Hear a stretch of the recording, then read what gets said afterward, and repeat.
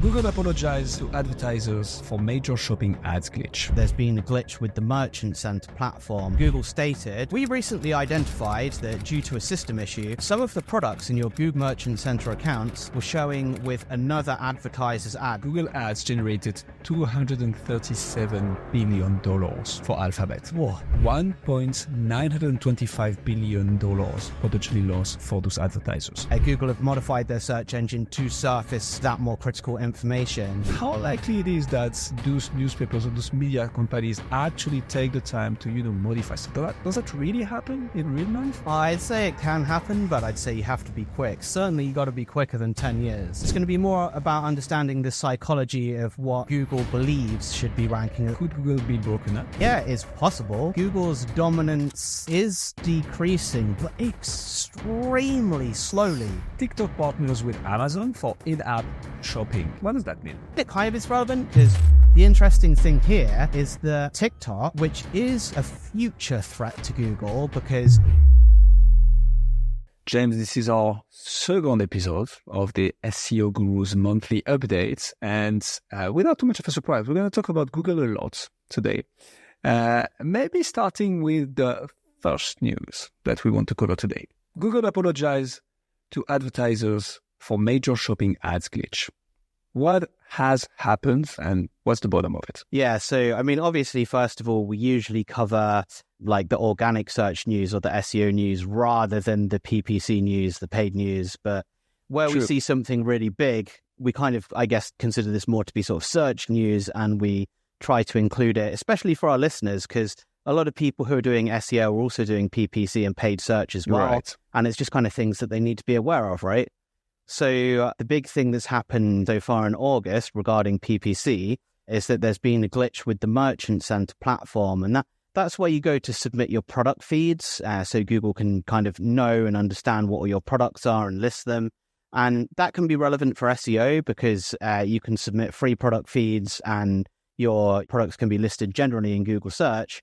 But it's kind of more relevant for PPC and paid search because there's obviously the Google shopping vertical in terms of advertising your products as well.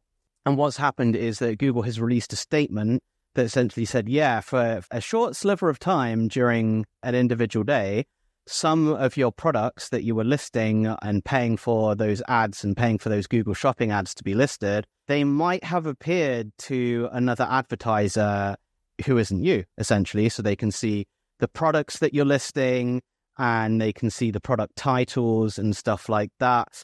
And I actually have a little snippet here from Google directly. So Google stated, "We recently identified that due to a system issue, some of the products in your Google Merchant Center accounts were showing with another advertiser's ads." So it's basically showing in the back end to another advertiser, starting on July 30th, and then a timestamp. And I believe that timestamp will be modified based on your individual account and the nature of the glitch and how that kind of proceeded through time. As a result, your product attributes data, such as Merchant Center ID, brand, category, and product title, were also temporarily available as reporting dimensions in that Google Ads account in the report editor. So basically, a competing advertiser, well, maybe not necessarily a competing advertiser, but another advertiser who could potentially be a competing advertiser in the back end of their Google Merchant Center may have seen some information about your products that you're listing and stuff. And that's obviously quite worrying to advertisers from several different angles. So firstly, obviously, if there was a hidden product that you're planning to release and you hadn't released that product yet and you were kind of keeping that very hush-hush, and then someone else has seen information about that product being scheduled for advertisement, that's going to be a bit of an issue. But, there's other things as well, such as just the way that you're kind of structuring your product feeds in Google Ads. If you're achieving very good results and the advertiser, the other advertiser kind of sees that and they see your kind of strategy for how you organize your products, then they might be able to kind of pick up on some of your strategy. And if they're a competitor, that's going to make things a bit difficult as well. So, and then I guess as well, the other thing that I would consider is, and Google hasn't explicitly stated that product pricing was available to your competitors, your products. So let's hope that it wasn't. But if it was, obviously, a competitor may have been able to determine that you're about to run an offer on a certain product or something that you needed to kind of keep quiet. And then so they can release that information, and then there could be legal complications. And wow, it just seems to be a complete mess, doesn't it? I don't know what you thought of this news, but I thought, wow, that's kind of not fantastic, you know? Yeah, that's the least we can say. So actually, I was interested in reading what the big users and the big voices in the place had to say, and they are quite displeased with, which obviously makes sense, right? I was like, why are they that displeased? So I did a little bit of math, and so to put a bit of, because Google is so huge that it's sometimes a bit hard to fathom what's actually happening. And so I got this graph from Statista about the advertising revenues of Google from 2001 to 2023. And so in 2023, Google Ads generated $237 billion for Alphabet, which, I mean, I went a little bit deeper into the rabbit hole. So on a monthly basis, that means they generate close to $20 billion. So even on a 24 hours time frame, which is what we are looking at right now, right? The bug was for about 1 day. That represents, for Google, $658 million. Wow. And I was like, okay, that's huge. So just for Google itself, that means like potential lots of loss, or, well, even if they were still getting paid because they were getting clicks, right? The advertisers weren't. And I was like, how much does that represent? So it seems that the industry average, and here I guess we can allocate a ROAS, return on ad spend, depending on the industry and how good you're at it. But they say you can typically expect somewhere from 200 to 800%, with most businesses aiming for at least 300%. So a 3-to-1 return on investment. That means for a 24 hours window, $1.925 billion potentially lost for those advertisers, which is kind of crazy. Like, a 24 hours mistake or glitch from Google can mean billions to people using the service. And that's just to emphasize a bit the scale of what we are looking at right now. I found the math interesting. Yeah, I mean, it's massive. And, even in the post that I was reading from Search Engine Land regarding this news, there was some information, there were quotes from some professionals in the industry, and there was information stating that, some of them are kind of thinking of grouping together, and they're already considering, are they entitled to compensation, and this, that, and the other. But it's just really interesting the way that Google kind of, I suppose, rendered the information to users. You had this pop-up that kind of appeared, and it just said, there has been this issue, and, but the main thing that Google were focusing on is no one else was actually able to edit your ads. So everything should be fine, right? Everything's going to be fine, because but there's, like you rightly say, there's other information as well. And yeah, I just thought I'd like to, let's have a look here. I was just going to kind of read out one of the quotes as well from the Search Engine Land article. So James Foster, Senior Paid Media Manager, echoed the sentiment, calling for more information about the impact this had to my ad account, the data that other advertisers were able to see, and how much ad spend went through my account that was for other businesses / my competitors. So there's definitely people, and again, you can go and actually look at the news on Search Engine Land. That's not me digging into someone's personal data. That's someone who has been publicly quoted by Search Engine Land. So I'm just reading it off the open web, off page, I should say. But you can definitely see that there's kind of a frustration that, when these things go wrong, Google are kind of like, there's been a glitch, but everything's okay, don't worry about it. And then people think about it more deeply and they think, well, there could be some concerns. And, there's a lot of sentiment that I guess that people want Google to be kind of more transparent with the nuts and bolts of exactly what went wrong and what was exposed, if that makes sense. So 100%. And I think so beyond the potential loss, right? It's like people are a bit angry / pissed at how Google communicated on it, especially being like, hey, as you just mentioned, hey, it's all right, people haven't been able to modify your ads. Yeah, well, all right, that sounds good, but like, it's actually a big issue. Please be transparent about it. Explain clearly how that's not going to happen again, right? Because that's also the whole bottom of it. So a very, very interesting one. Yeah, and especially where Google say in their message, as a result, and I'll read this again, your product attributes data such as merchant's enter ID, brand category, and product title were also temporarily available, right? So we know those things were available, but the message didn't state categorically that list was exhaustive. So Was that just examples of things that became available to other advertisers, or was that everything? We don't know. So, no, a very interesting word indeed. Moving on, James. Google's John Mueller on removing unwanted content from search. So first of all, the first thing I'm seeing from this news is that we're going to talk a lot about John Mueller on this series.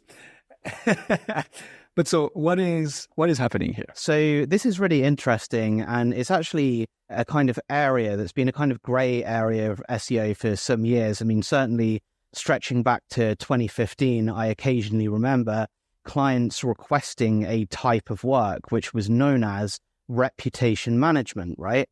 And obviously I work in the field of search and SEO and analytics and stuff, so I interpret reputation management as kind of helping someone to appear more positively in the search results. But I'm sure that reputation management is probably a broader field that stretches into PR and other different areas as well. But you would occasionally have a situation, so let's think of a hypothetical example here. So maybe you own a DIY outlet, or maybe you're a big, massive e-commerce retailer like Amazon, right? And in either situation, perhaps you operate a very large warehouse, right? So this is what we're thinking of in our example. So we're not talking specifically about any DIY provider or Amazon specifically, just to make that clear, but just we're imagining a hypothetical organization which is very large and has a number of big warehouses with all kinds of machinery moving around and this kind of thing. And so maybe there's a mistake in the operations of your warehouse, and as a result, someone operates some machinery incorrectly, and they get heavily injured, or there's some kind of fatality or something like that happens. And so then obviously the news picks this up, and then in the Google search results, sometimes when you search for your brand name, an article comes up, like maybe from The Guardian or from another news outlet, and it's all about this situation that happened, and there's a potential lawsuit, and you think, oh, I really don't want anyone to kind of hear about that. What's the best way to kind of bury it, if that makes sense? And yeah, so you end up in one of two potential situations. One, you're either a responsible organization and you actually take lots of action in order to address the situation, or you're maybe a less reputable organization and you just come to SEO and you're just like, I don't want to do anything about this. I just want to spend a bit of money and get this buried, which is not really a kind of legitimate way to treat information on the web, right? 100%. And so when you read John Mueller's response to this, there's going to be some people who are frustrated by the advice that he's given, but I think it's kind of the correct advice. So he suggested, and this is from the Search Engine Journal article, he suggested a few ways to tackle the issue. One, complete takedown. So the news outlet removes the article. Two, no index tag. The news outlet basically leaves the content up, but they put a no index tag on it so that Google will stop indexing the content, perhaps after 6 months. Some kind of name swap. So if this was affecting you as an individual rather than your organization, you might contact the news outlet and say, look, I don't give permission for my real name to be used. Can you use another different name like John Doe or something about that? And then finally, the last thing that he points to is the right to be forgotten, which is something that exists here in the UK. I think it's something that we took from the EU shortly before we left the EU. So I'm pretty sure there'll be similar or the same legislation in the EU as well. But in all of these situations, if you think about it, get the news outlet to take down the information. Well, the news outlet might just say, no, they don't want to take down the information. And again, if you're considering a no index tag, that's not something you can do from your end. It's something you would have to convince the news outlet to do and to deploy their code on that article on that website, right? So I guess what's really important is understanding like when this right to the erasure of the information or the right to be forgotten kind of applies. And in the UK, we have the ICO. So on the ico.org.uk, it specifically states, you can have this information removed if the personal data is no longer necessary for the purpose which it was originally collected for. Well, the news article can simply argue that, well, we used your business name because we need people to know that that's the organization where this has occurred. So that's not really going to be applicable. The news outlet is relying on consent as their lawful basis for holding the data. In a lot of these situations, they're probably not. They probably didn't need your consent to tell the story, okay? Nice. And the next thing is, The news outlet is relying on legitimate interests as their basis for processing and holding that information. And that's usually going to be, if you've had some kind of accident in a warehouse or something and there's negative press about your business, usually that's the thing that the news outlet will hold on to. And they'll say, well, we didn't need your consent because we had a legitimate interest to kind of get this information out there to the public because your workplace is factually dangerous. And anyone who's signing up for a job at your workplace, they're going to need to know that and consider that before they apply it. So no, we're not going to take it down. And so the information that John Mueller's given is the right information, but to many organizations who are kind of trying to remove that information from Google search for the wrong reasons, it's going to seem a bit frustrating because they will quickly determine that, he's given this advice, but actually when they try and follow it, they can't really get the information removed. But, in my head, that's kind of actually the right outcome because, if something devastating has happened in a workplace and it could affect lives, people kind of need to be aware of that. So you might then say, though, if you were the organization who is handling things in the correct way, not trying to just shadily get stuff buried and removed, you might say, well, it's now 1 year later or 2 years later, and these are the things that we've kind of processed in the workplace. We've put new processes in place to ensure this doesn't happen again. We've had that machinery replaced with slightly more safer machinery that kind of blocks the user from doing certain things. And these are the steps that we've taken and we've learned from it. And in that situation, you might be able to go to the news outlet and you might be able to say, look, we would like to speak to you and your editor and for you to do a news story showing kind of the things that we've changed. And you can put a news story up there and that news story will then take precedence over the old story. And, by all means, leave that old story up. But since that old story is now the old news and our new story that we do will be the new news, maybe you could no index that old page, leave it up there, but maybe you could no index it. But you can only really do this after following through the correct steps to legitimately show that your business has tried to make a change in the workplace, if that makes sense. Mm-hmm. But it's just very interesting. John Mueller would kind of even attempt to tackle this because it's a bit of a shady area of SEO, this whole reputation management thing. And it's been around for a long time. I can remember, as I said before, at least since 2015, probably even before that. Right. But since that time, since 2015, Google have made a lot of adjustments to their search engine so that any news about your business which highlights potentially lethal consequences or something like that, it will just jump to the top. Google have modified their search engine to surface that more critical information. So in order to get it removed, you really need to stop thinking about SEO as a kind of cheap trick to kind of bury it and think about SEO as a medium via which to solve the underlying issue. And if you're willing to do that, then it can be achieved. Otherwise, just don't even bother. So couldn't agree more.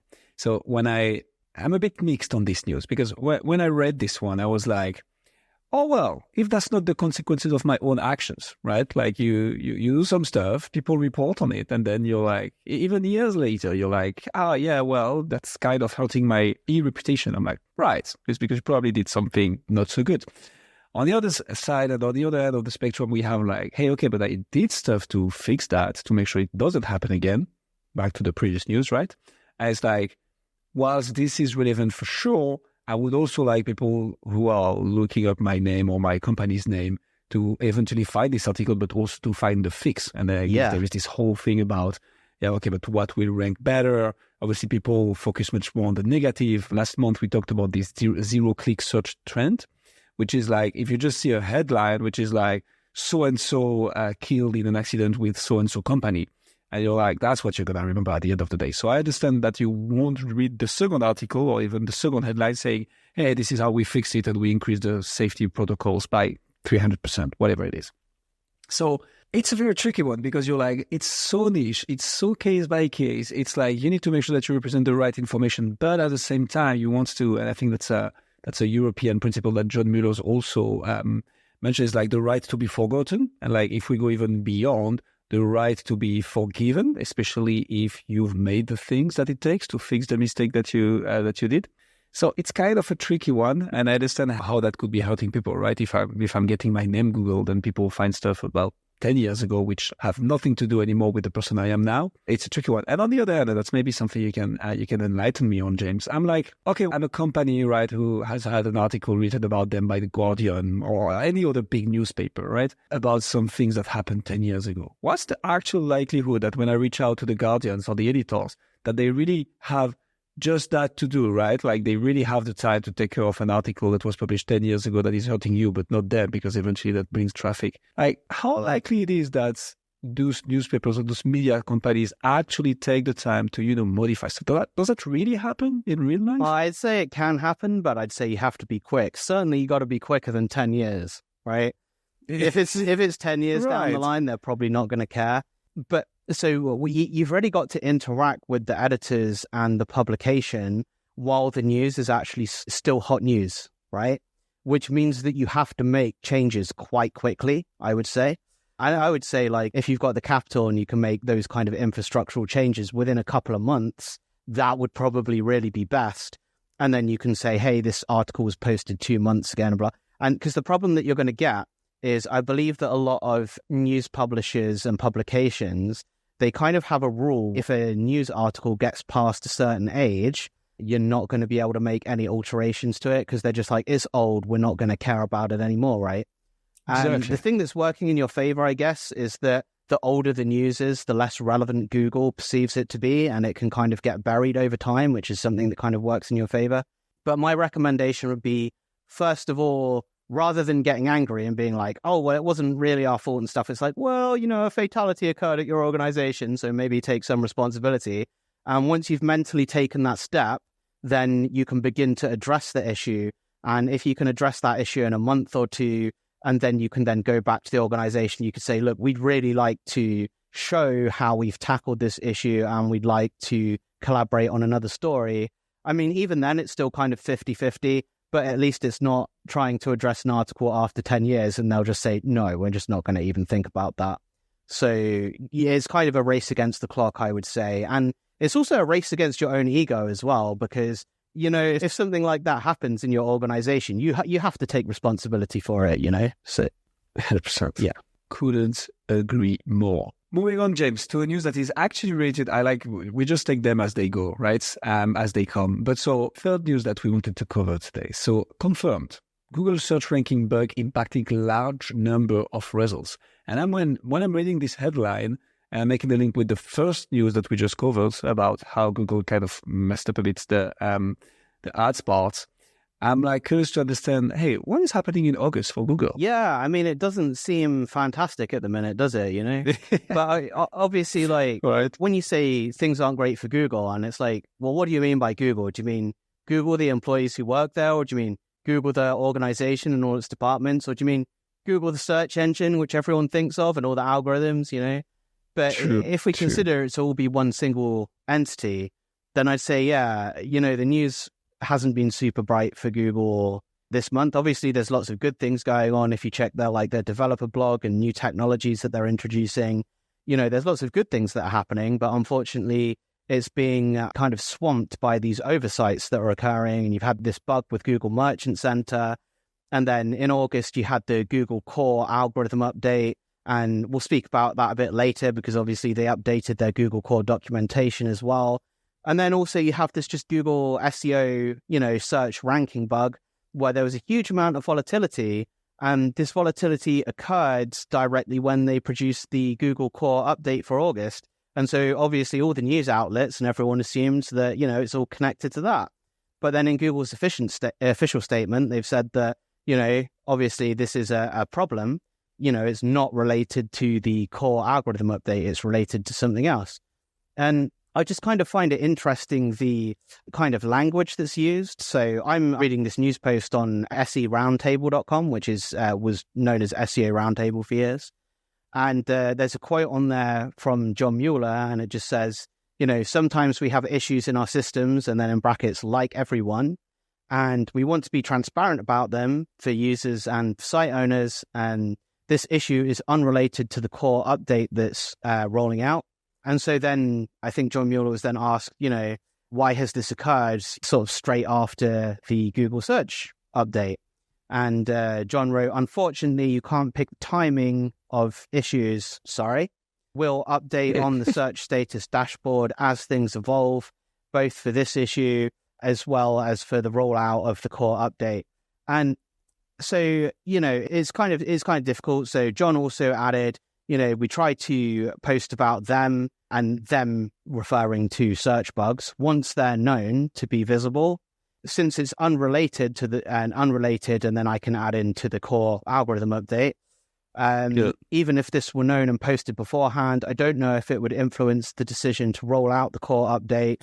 Less confusion is obviously better for rollouts. Just as an unrelated example, if the search results were accidentally colored green, that wouldn't affect how a change about how titles are made is rolled out, because they're kind of separate things. So I think what John's kind of trying to get at is that, and this is something that we've been taught for a long time, right? People talk about like the Google algorithm and all they're making changes to the algorithm as if there's just one. There's not. There's hundreds or thousands of algorithms that feed together into the kind of ranking output that you see on your screen. And I think if Google's made a mistake here at all, I can understand some people when they're saying, when they're hearing that there was a core update and then this bug happened and they're like, oh, Google is saying that it's not related, but I'm kind of not really sure. I actually think it would have been easier publicly for Google to say that it was related, because then there would have been an obvious cause, right? So I think actually they're trying to be transparent on a web where people maybe don't always trust Google all the time, and it's kind of biting them in the ass a bit, which is a bit of a problem for them. But yeah, I guess the main point is that there's so many different factors and individual things that can be tweaked in terms of the rendering of Google's search results and which web pages appear above other ones. There's all the content checks they do. There's the backlink stuff. There's like EATT and the trust and authority of individual authors and their posts and how that's weighted against content from social platforms like Reddit, like we've previously discussed in our past, in our Google updates that we were talking about last month and stuff. So I personally think that they are being honest at the moment with their statement that, these two things are disconnected. But I think what's still frustrating people is they're saying, this big obvious connection that you're drawing, that you think these things are connected, that's wrong. Okay, fair enough. But then what did cause it? And there's kind of an opaqueness there, isn't there? There's an opaqueness. It's not transparent, and they're not kind of describing exactly what caused the issue, possibly because the Google search algorithms and the way that they weave together are so complicated that they don't actually know. That's also another possibility. They don't know exactly what went wrong, and they're maniacally trying to trace it. But it's interesting because, we spoke previously about this Google Merchant Center PPC issue that occurred. And, one frustration of the users was that they felt Google weren't being completely transparent about exactly what happened there. And in this Google search bug as well, I expect then the people on the SEO side are also feeling, okay, you're saying it's not related to the core update. Maybe we can buy that, but it just also doesn't seem very transparent. But I suppose Google have to be really careful in terms of how transparent they are, because the more transparent they are, the more chance there is in terms of them revealing the inner workings of the search engine, and then people picking that up and using that to manipulate the search results, right? So it's kind of a tricky situation. I don't know how they're going to come out of this looking good, because there's been two large bugs and no one's happy about either of them, and people feel that they're not being transparent about either of them. So that's going to be tricky. That's very interesting. I didn't think about that latest implication of like the more you reveal about bugs and the more transparent you are, the more you expose how Google works, and therefore the more likely it is that people will actually try and trick the system. That's a probably tricky balance to strike, to say the least. No particular opinion on my side for this one. It's just interesting to make the link with the previous one. It's like, I understand that they have, basically they have a core update every other month, if I understand properly, or almost. This is always going to impact search results and ads and so on, but that it will be fixed quickly after. The interesting thing that I read about this article, James, and I'm curious to have your opinion on this, it's actually the comment section where the highest ranking one is, the longer this goes without getting fixed, the likelier it is that Google will just let it be. Is that true? Is that something that happens? Like you have small bugs, you have stuff happening, and then Google is just saying, yeah, it's like we are giving ourselves 72 hours as of in 3 days, and then it's not getting fixed super fast. Is that a thing? Like Google happens to have a bug and they don't fix it right away. They don't communicate a lot about it and it ends up never being fixed? So I don't work at Google in the search team, so I can't give you a definitive answer. However, one thing that I do know is that Google is a massive and labyrinthian organization, right? So for a minute, let's stop thinking about Google, the search engine, and all its different facets. And let's think about Google, the organization, and the anti-spam team, and the search team, and the analyst team who pick up on things, and how many of these people are, and how they all communicate with each other, and how they make decisions as individuals and as a team, and how that then feeds back into changes and implementations that are made in the search engine, and how things get patched. So do I think it's possible that that could happen, that you could get a bug that was smaller and actually the SEO industry and all of the people optimizing in search adapt to that issue because it's only a small issue? They adapt to that issue more quickly than Google search, various search teams can come together and patch the issue. Could that be possible? With an organization of Google's size, I certainly think that that could be possible. And I think maybe in some situations that does happen. Although in this situation, I think that they will be working to create some kind of a fix or a patch, because this doesn't seem to be a small issue. And indeed, when you're reading, like the post that I was reading about this Google search bug was one on SE Roundtable. And even within that article, they actually link back to their own post about the August core update. And they link back to another post that they created about the search volatility and how the search volatility was so high for the August core update. And wow, it was really causing a lot of issues. So in this situation, it seems like it's not a small issue. And therefore, it's something that I would expect Google to look at and attempt to patch. However, what you've also got to consider is probably the reason that something went wrong is because they tried to introduce a new element into the ranking algorithms, a new metric, a new piece of information, something that they believed at the time would make the search results better. And from my knowledge of Google, it's usually quite unlikely that they entirely give up on something like that, if that makes sense. So they might try and fix the issue, but it will probably be from the perspective of, actually, yes, we did introduce this for a reason and we do want to keep it, but it had more impact than we were expecting, so we need to soften the impact. So I personally think that even when they've patched the issue and they've solved the issue, the search results will be in a different shape than they were before. And so that still necessitates the efforts of search individuals, SEO people, to try and kind of like mitigate the impact on their clients. So that is a very interesting one indeed.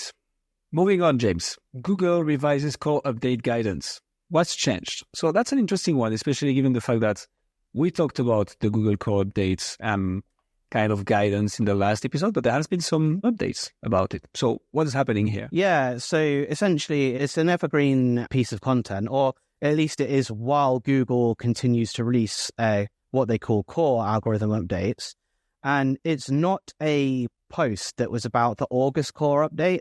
It's a piece of guidance which helps to educate users from within Google's documentation about core updates in general and kind of what they do. And if you notice downturn in your performance, kind of how to recover from it and stuff like that. And so what I found interesting, first of all, was some of the removed content. Okay. So, and reading from the article on Search Engine Journal, which I was looking at. So the paragraph stating that pages impacted by a core update, and here's the quote from Google, haven't violated our spam policies, and comparing core updates to refreshing a movie list has been removed, right? So, and that's kind of interesting they would remove that, because they were basically previously saying, if you haven't, violated our spam policies, your performance shouldn't be impacted. But I guess what they've realized is their algorithm updates are so vast and complex that that's a guarantee that they can't really make. I still think that that's their ambition and that's their aim. They probably aim to make the more spammy sites perform worse and the better sites perform better. And you can see why that line was in there previously, but it seems to be a statement that they no longer feel that they can make all the time. Maybe the recent search bug has influenced them somewhat on removing that. You can see how that might fit together quite nicely. And yeah, so they also had assessing your own content section, which was kind of just like looking at your content in general, what kind of things make higher quality content, lower quality content, and looking at it from that perspective. But now that they've removed that and they've introduced another section kind of talking about assessing your performance. So my assumption is that that's going to be more around patterns in terms of overall which pages are dropping or which groups of keywords are dropping. And that seems to be the kind of main update for the guidance, is that it was previously a bit more granular, saying like, this in content is bad, this is good. Whereas now it's kind of aimed more along the lines of saying, if you've noticed a drop in performance, try to isolate the pattern that's caused that.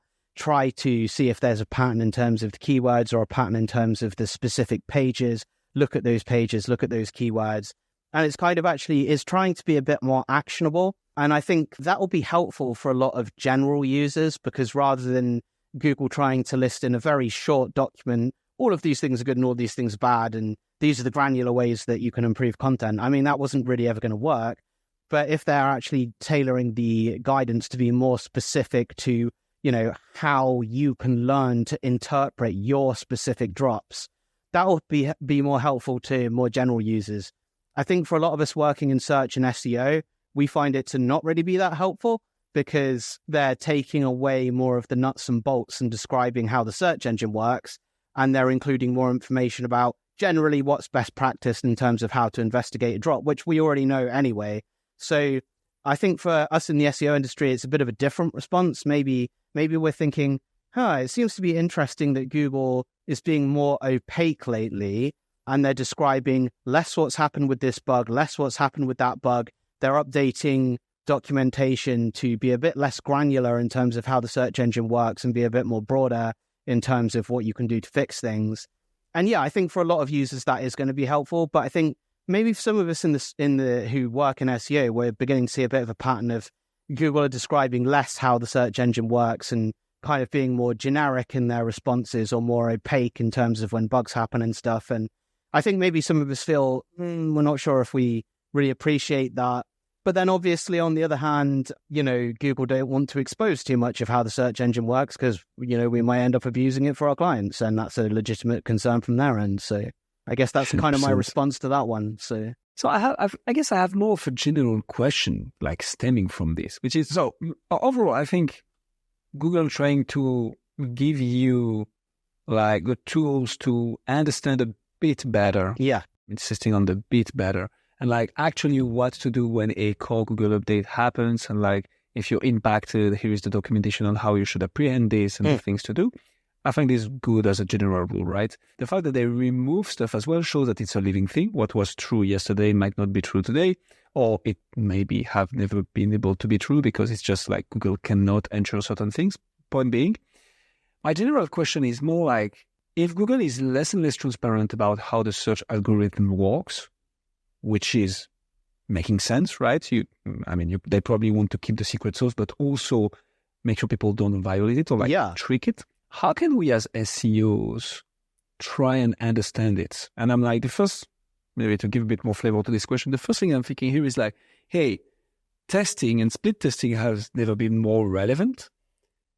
But what else can we do to, in your opinion, James, and the experience that you have? Hey, if you're still listening to this, you probably find this conversation interesting, and that means that others might too. So the best way you can support this podcast for free is to leave us a 5-star review wherever you're listening to this show. This helps the podcast more than I could say. It means other SEOs can learn and get access to our amazing guests, and that will mean the world to me. All right, with that being said, back to the episode. I think things are going to revolve more around understanding the psychology of Google and what they... And by the way, this has been an evolving thing since I started in SEO in 2009. So this isn't new. It's kind of gradually Google has been pushing in this direction for well over a decade, and they continue to. And like you say, it's not surprising. But it's going to be more about understanding the psychology of what Google believes should be ranking at the top, what does make good content and things like that. So, for example, if you think about link building, right? The traditional way of doing that is, you outreach to certain news platforms or bloggers, and you try and provide them with a piece of content and you say, okay, we're going to pay you this much for it and you're going to host it. And then, we're going to get link ranking equity from Google and that'll make our search rankings go up. But that's really kind of a very basic way of looking at links. And I think what Google really want to do is they want to utilize links as an axiom to show what is most popular in the real world, right? Yeah. So I guess then the question then becomes, well, how can we do something in the real world that rather than by outreaching and directly kind of communicating with other publishers and saying, oh, we want you to put this post on your site and stuff, it's going to be more about like, how can we do something in the real world which attracts editorial attention genuinely? And then Google really will want to count those links, right? So sometimes when I'm performing links research, and this happens increasingly these days, rather than going back to the client and saying, oh, you should try and get a link on this website because that's good, and then it results in paid links and stuff, which Google really don't want to factor. They want to factor the editorial links, not the paid links. I'll discover things more like, oh, so you're a digital agency and maybe you want to rank number one for SEO and then your city name, which here in the UK, it might be, I don't know, London or Manchester, SEO London, or something like that. And so I'll then go and analyze some of their competitors, and then I will really filter the backlink data down. So I'll look at just editorial links, which kind of like followed links that are in the content from very high domain rating sites. I'm really looking for coverage from stuff like The Guardian or universities here in the UK or something like that. And I might determine that, oh, look, one of your competitors, a competing agency in your area, they did get a really valuable link from the university of that town, and it's editorial and it wasn't paid for and it's high authority and it is followed. There's no follow appended to it. And how did they get that link? And it turns out that one of the founders or co-founders of that agency went to speak as a speaker in the MA for marketing that university. So in the real world, you need to see if you can do that. Let's see if we can go and do that and we can get a similar link, right? And so I think it's going to be more about understanding the psychology of, Google wants to rank the content that's the most popular in the real world and that is also the best content that addresses the search query in the real world, right? So it's going to be more about adjusting your content to better match the search query. That's kind of traditional SEO. That's what it's always been. But if you want to be popular, it's going to be more about how can we take steps in the real world to genuinely earn that popularity and gain editorial coverage, which then Google can pick up and that will then recycle into our link authority, our SEO ranking power, right? So I think it's going to go more along those lines. And it doesn't mean that, maybe for some people that they kind of see a dystopian future where it's like, I can't just buy backlinks from my client anymore and it doesn't work and it's dead now and SEO is dead. And, every other year we hear that SEO is dead for some reason or another, and it's not, it's still here. But it's really just going to become more about how can you toe the line better in terms of, doing things in the real world, which gain you the kind of attention that you want, I suppose. So there is this quote that I like when it comes to paid ads, like the cost of acquisition is only going to go up because more people are advertising. You've already exhausted the hot lead sources. You need to go further down the colder lead sources. And I have the feeling that it's a bit the same for SEO, right? SEO is going to stay relevant. It's just only going to get harder. Yeah. Because there's going to be more actors in the place, more websites, more people wanting to rank, more and more good content out there. And it's about how do you stand out from the crowd. Yeah. You being creative, you providing genuinely good value to your ecosystem, to your environment, to your town. If we are in the case of the local SEO agency, for instance. And that's how you do it. And then you find ways to be better. That's how SEO evolves over time. That's how digital marketing evolves over time. That's how all of marketing, even outside of digital marketing, evolves over time. If you think about it, like you're in the world some hundreds of years ago and, the first printing press has just been invented and the first newspapers are just being printed, right? And no one has thought of the idea of ads at all yet.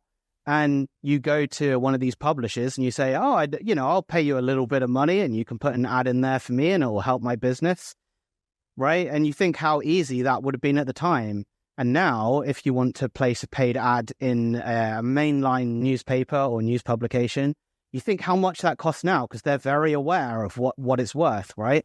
100%. And so if even something as basic as, printed media has matured over time from being very easier to becoming more mature and more harder to achieve, that's going to happen with all aspects of digital marketing as well, including SEO, right?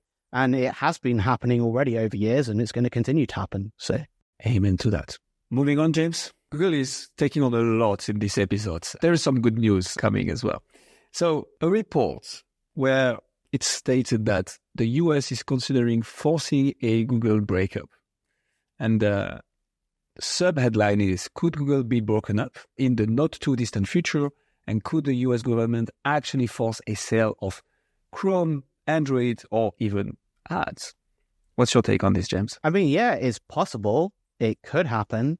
When they tried a similar thing with Microsoft 2.5 decades ago, it didn't happen. There have been times where states have intervened and broken up organizations. And, if you go really far back in time, although Microsoft wasn't actually broken up, probably one of the things that hurt them the most was, being forced to kind of release aspects of their code base and stuff so that other organizations could develop software for Windows, right?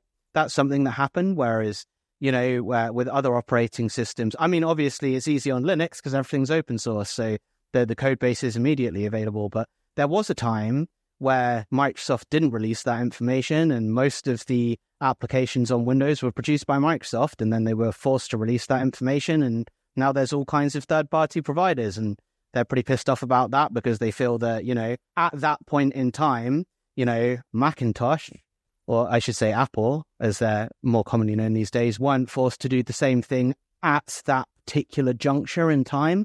So they felt that that kind of gave them an unfair advantage. And although what they considered was an unfair advantage actually just allowed Apple to compete on even footing, right? So maybe it's not as unfair as Microsoft believed it was at the time. But the point is that these things, they can happen, right? And they have happened historically, but they're not that likely to happen. And 25 years ago, when they were considering breaking up Microsoft at a fundamental level, it didn't happen. It didn't go through. But you think about Google and all the properties that they have, there's obviously Chrome, which is the web browser. It's not too, building browsers isn't too commercially profitable. So I doubt that really that would be split off from the main Google business. I don't really see why it would be, because it's not making that much of a difference. But then there's other things as well, like the YouTube acquisition, right? Let's talk about the YouTube acquisition that happened way back when and how much money that makes for Google. And, if you look at the younger generations and how a lot of them don't Google and research things anymore, they'll just go on TikTok and they'll search for things on TikTok and see that kind of more visual content. And they almost use TikTok like a search engine, right? So I guess that YouTube is kind of Google's visual medium. It's kind of their hope of staying relevant, right? So myself, I would see that as a larger target to kind of split Google apart into traditional search and video kind of search engine and stuff like that. Certainly it could happen, is possible, is within the means of the US government and the state to do that, but there would have to be a very strong case. And I personally think that quite often they run their own sums and they recognize how much business tax they would lose. And in the end, they kind of back down because it's not going to be profitable for the state in order to enforce that kind of breakup. But it has happened in the past. It has happened and it could happen again. I don't think in this case it's overly likely, personally. I like the distinction between possible and probable in this case, in this kind of event and news. I was trying to look up here, like right now, how many times was Google threatened to have to break up over the last, 20 years, 25 years of existence?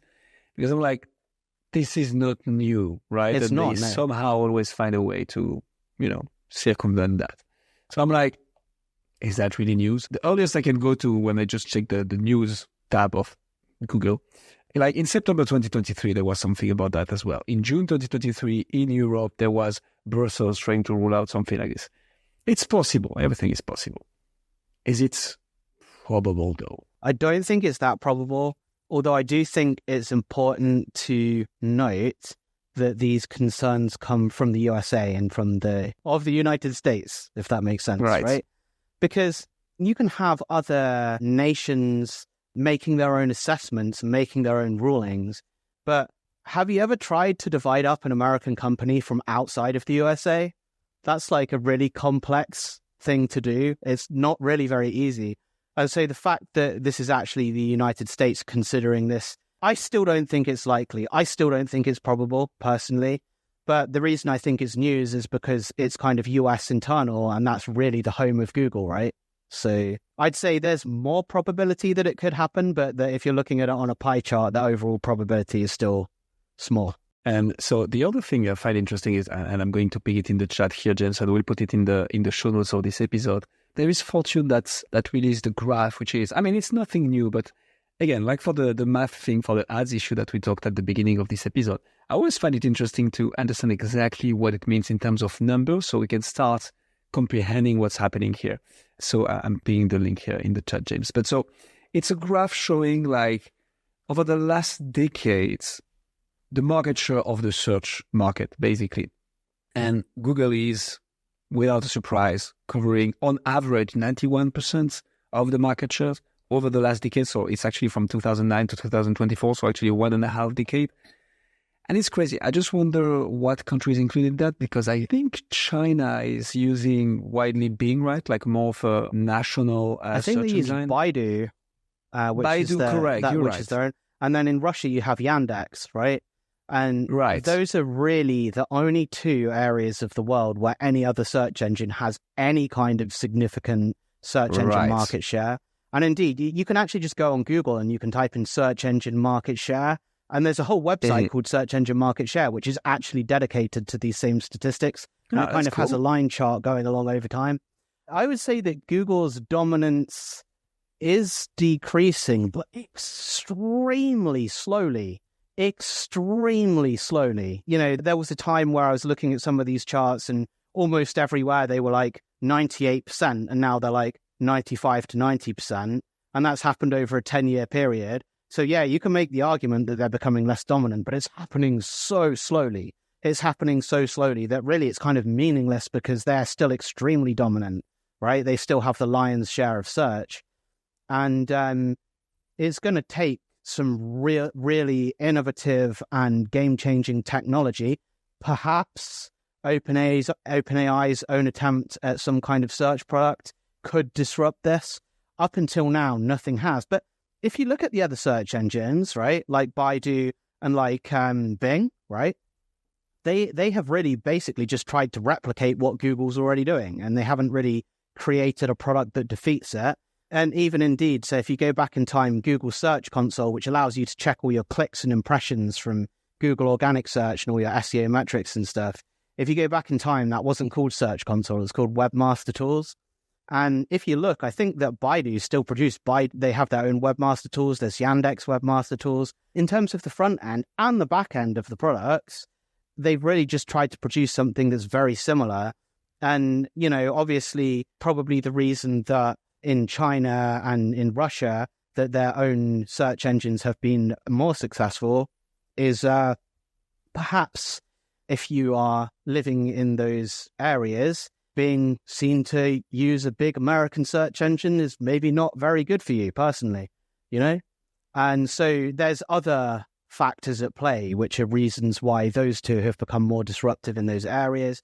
And, you know, even if you go back in time, there were times where Google was like, you know, Google released statements where they're like, oh, like we're pulling out of China and we're not going to supply search results anymore. Oh, now we're going back in again. And it's just, like the way that those states operate, and especially in China where they kind of have internet firewall, which cuts out a lot of kind of like American websites and traffic and stuff like that, it would be kind of difficult living there to utilize the technologies and platforms from outside, right? It would be difficult. If you were going to do that, you'd need to have access to some kind of VPN to kind of tunnel outside. And if you did that and someone caught you, it might be bad news for you, right? So there's reasons why those other search engines are kind of more successful in those other states and those other nations. But Google, you're right, Google does remain largely dominant, especially in the USA and in Europe and, you know, anywhere that doesn't have a firewall that's shutting it out is dominant, right? Another news, James, that is not directly related to SEO, but that we found interesting to cover. TikTok partners with Amazon for in-app shopping.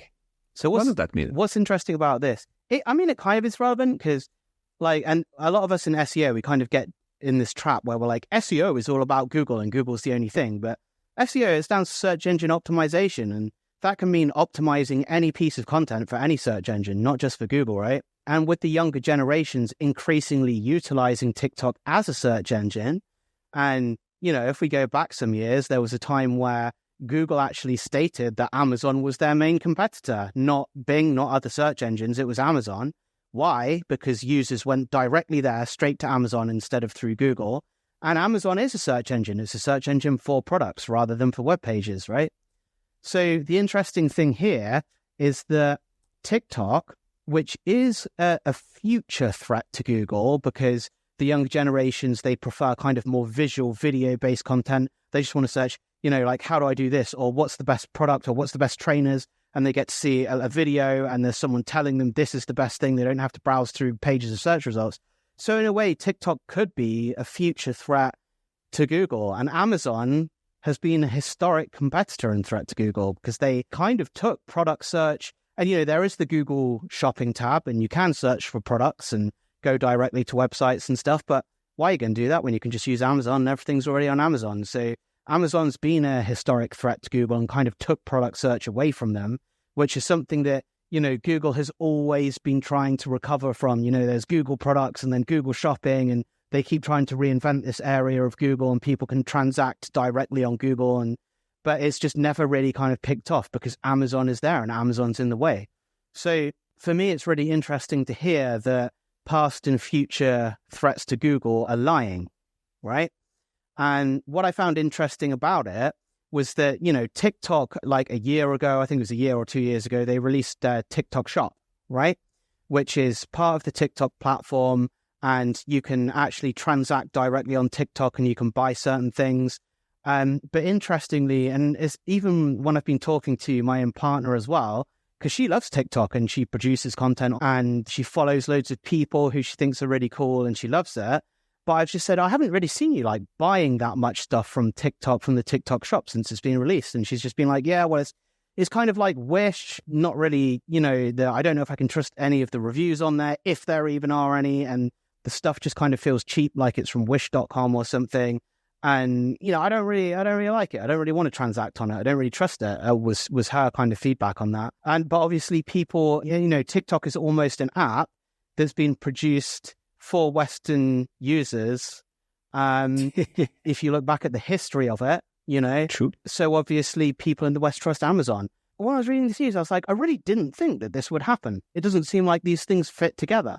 But then I thought about it more and I thought, well, TikTok are kind of the main thing that TikTok care about in terms of promoting their platform to people in the West is how many people that they can reach and how many people stay on the platform and they stay inside of TikTok and, how many users they have and how much activity those users, how much engagement they do over time and stuff. That's really kind of how TikTok markets itself. And so this does benefit TikTok because if the users who are already on TikTok, who are kind of like the Gen Z or the younger users, if they're already using it and they're like, oh, but now I need to spend some time buying stuff, I have to leave TikTok and go to Amazon, that then cuts into TikTok's ability to promote itself because people then leave TikTok, right? They go off TikTok and they do something else. So if Amazon, which is a massive platform in the West, which everyone uses all the time to get all their stuff delivered, if that's integrated into TikTok, then that means that I guess users don't have to leave TikTok for that specific reason. And they might spend longer on the platform. And that then allows TikTok to promote itself better and say people are actually spending longer and longer on the platform now. And that allows them to promote their platform to advertisers, right? And then you think about it from Amazon's perspective and it's like, well, some users might get taken off Amazon and just be on TikTok. And isn't that cutting into Amazon's traffic? But then you think, well, actually, Amazon doesn't promote itself that way and they don't care about the traffic. They just care about how much stuff gets sold, right?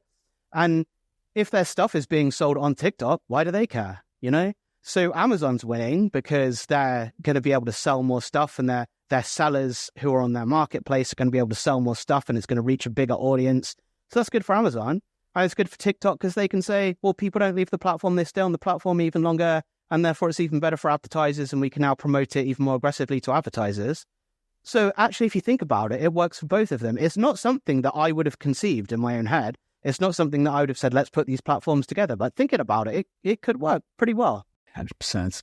So what I find interesting about this news is more on the macro level. I think we touched upon this in one of our episodes, James, but it's a few months ago, which is maybe a bit more than that I found out that, so when I'm looking up a company, a restaurant or a brand, whatever, I'm going usually on Google and sometimes on YouTube.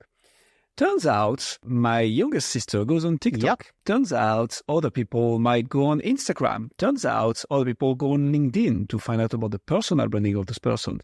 And I was like, so LinkedIn is maybe a bit less relevant, but like for the TikTok and Instagram thing and even YouTube, it's like people are not doing their searches uniquely on Google, which leads to purchases not uniquely on Google as well.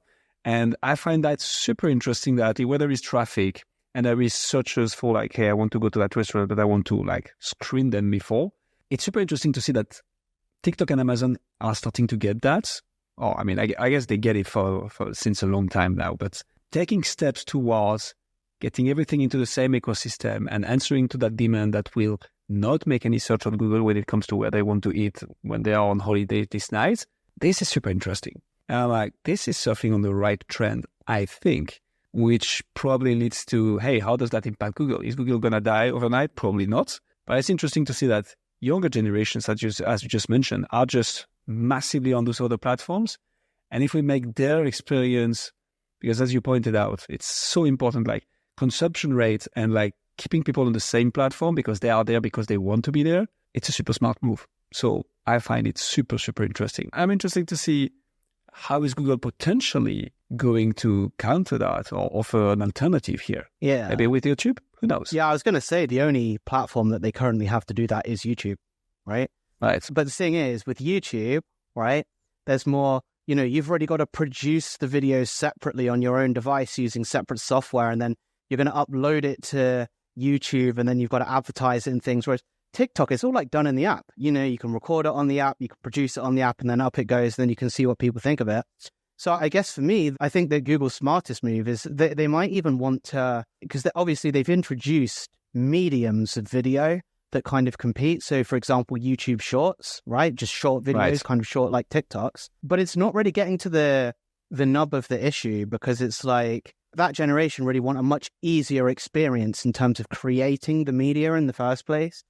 So it's almost like Google need to create an app called Shorts, which, yes, it uploads those videos to YouTube and the YouTube audience, but it's really just created as a direct competitor to TikTok, and it's much easier to use and to create those videos and to kind of upload them. Do you know what I mean? 100%. So it's almost like they need something else. They need to build something else. But YouTube is really the only platform they have that could logically compete. So agreed. Which is still the second most used and most visited website in the world. Yeah, so it's huge. They have that for them. Moving on, James. So introducing recommendation in Google Search Console. That one is pretty interesting. What's happening here? Yeah, it's interesting. It's only a small bit of news, but it is kind of interesting. So sometimes now you'll be logging into Search Console and you'll go to your overview or, the Discover tab, and then just Google will pop up with some recommendations. Right. So in the screenshot that I'm looking at, which is an example, I believe, directly from Google, they're just giving you recommendations like events.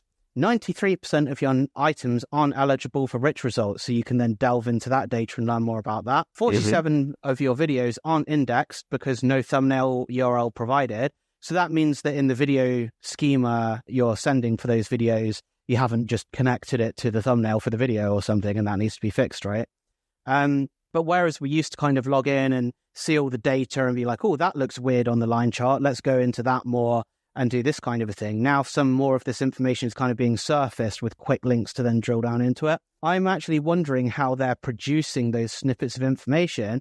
I'm actually wondering if this is an example of Google almost like connecting AI with some of the tools for users. Do you know what I mean? Mm-hmm. Yeah. I suppose it could be algorithmically driven. So they could have certain things that are algorithmically checked and they output certain snippets based on certain cascades of information.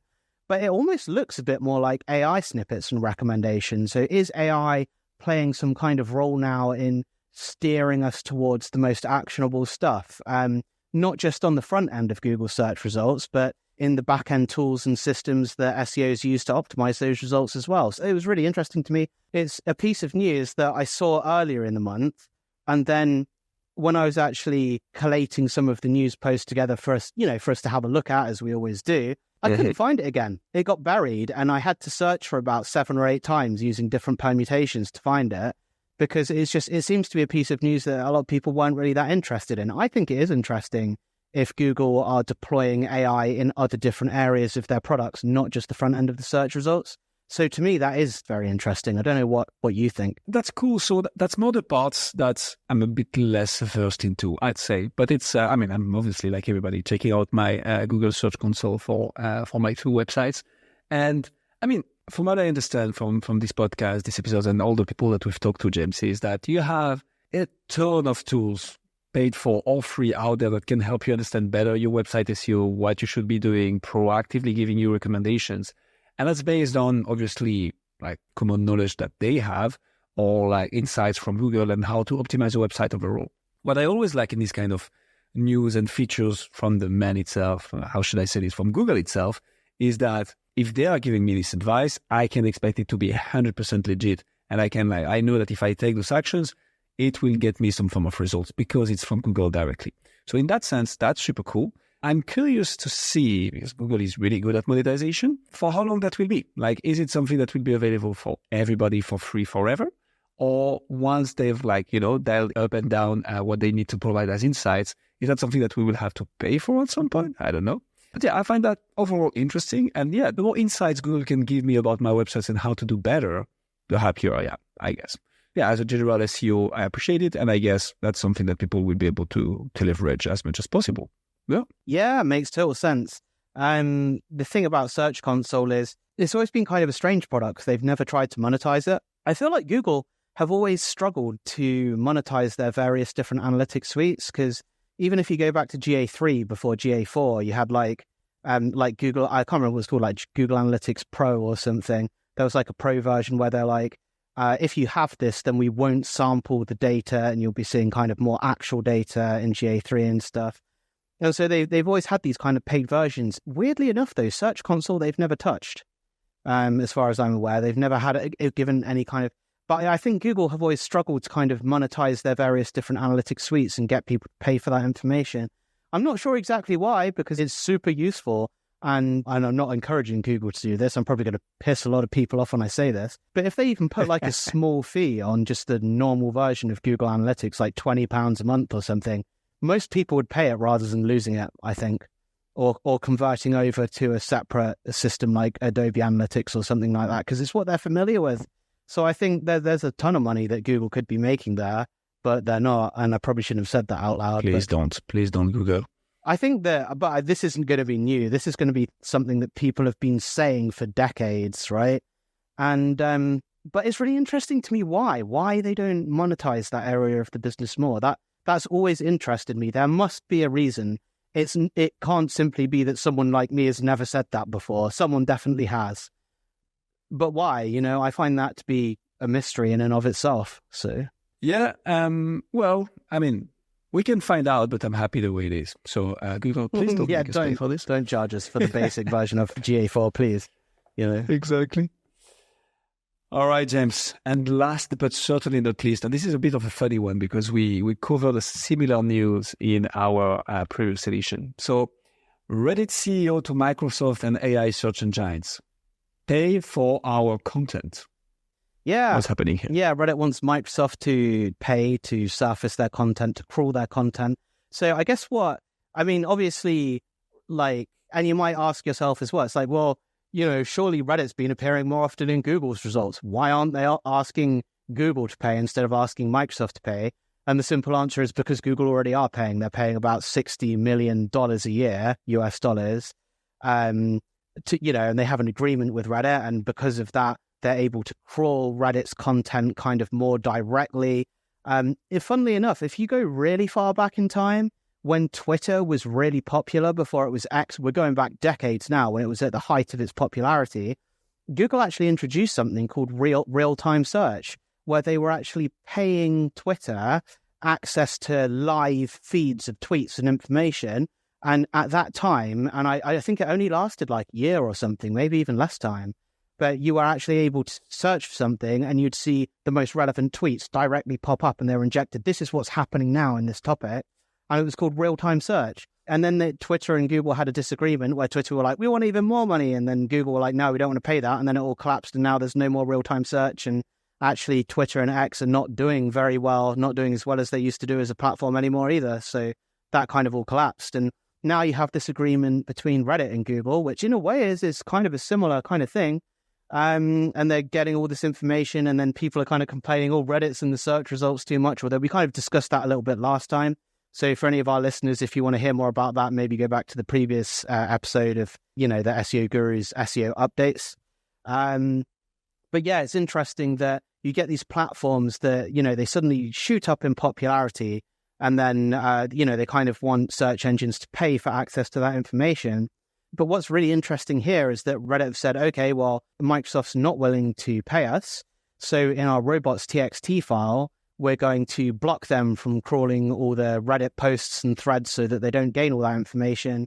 And I think Reddit's concern is that, obviously at the moment, Microsoft are very close to OpenAI and to, ChatGPT and all the AI stuff.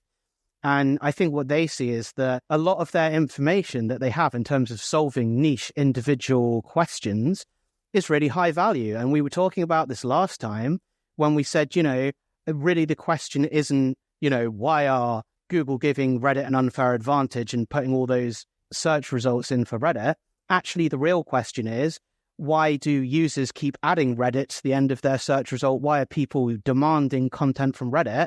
Because it's just really useful threaded information. They can follow the thread through. And if it's not quite finished, they can have an interactive experience where they can go, I just read this Reddit thread and I was hoping for a solution. No one's provided it. So I'm asking again, and this is the new information that I've found. And eventually people's information kind of comes together and it comes to a conclusion, to a solution for an individual problem. And all of that information is going to be so useful for feeding all of that information to an AI because like ChatGPT and, Google's Gemini and stuff, people are going to want to type in a question and get a direct answer.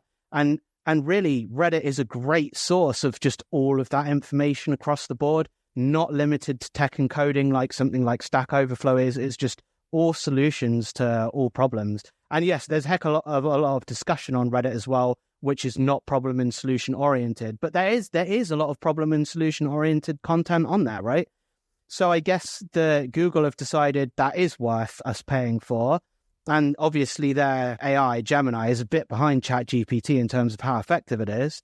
But Google were already paying for Reddit's information, and it's going to help to, when they crawl and index it, it will help their search engine in a direct sense because they can list those Reddit threads, solve the issues. But they're probably going to want to feed a lot of that cache into their AI as well for it to learn. And Microsoft don't want to pay for that. And they're very close to OpenAI and ChatGPT. And so probably what Reddit are thinking is, well, Google are paying for this. So, if you want to use machine learning across all of our threads and our problems and solutions that our users find, really you should be paying for it. But then, like philosophically, you can almost take that a step further and you can go, yeah, but Reddit, why should they be paying you? Shouldn't they be paying the users who came up with these problems and solutions? Where does it end? You know what I mean? Where does it end in terms of the publishers wanting money for the information? I can see why they want that. I can see why they want to be paid for it. But I find it really interesting that their response was, well, in our robots.txt file, we'll block Bing and Microsoft's crawlers from crawling all this information. And of course, robots.txt is only a directive, right? It doesn't force Bing to not crawl it. It just gives an indication that they don't want Bing to crawl or Microsoft to crawl all of that information. And so Microsoft have come back and said, yeah, we're going to honor this robots.txt directive and we're not going to crawl all of that. But then are they going to be able to pay a third party who has a custom crawler, which isn't Bing, to then go and crawl all of that information? Then they can say, yeah, you said Microsoft and Bing and we shouldn't be crawling this, so we didn't crawl it. But we paid someone else who's come up with a new crawler with a user agent that you didn't know what it was to crawl it, and we've got all that information anyway. Is it realistically going to stop them when it's just a directive and not an order, and it has no legal basis, it has no technical basis to prevent the crawling? I don't know. I don't know if it's really going to stop them. So I like a part of this article, this news on Search Engine Land, which explains that the So the Microsoft AI CEO called web content freeware, and it's basically like, hey guys, since the 90s, the common understanding is that as early as something is out there publicly, it's not that it belongs to everybody, it's that it can be seen, it can be recreated. It's what you call public domain, isn't it? Public domain content. Yeah, right. Yeah. And that's a bit what you do when you put something out there on the internet. But again, what interests me a bit, I mean, not a bit more, but in the sense of like on the more macro level is, and the power of the communities. Like Reddit has built this gigantic, massive community of people like interacting with each other and providing value to each other and to the broader web. And now it's in dozens of millions of licensing deals that they are talking and looking at, which is super interesting because you look at Google, you look at ChatGPT and like OpenAI, you look at TikTok and so on.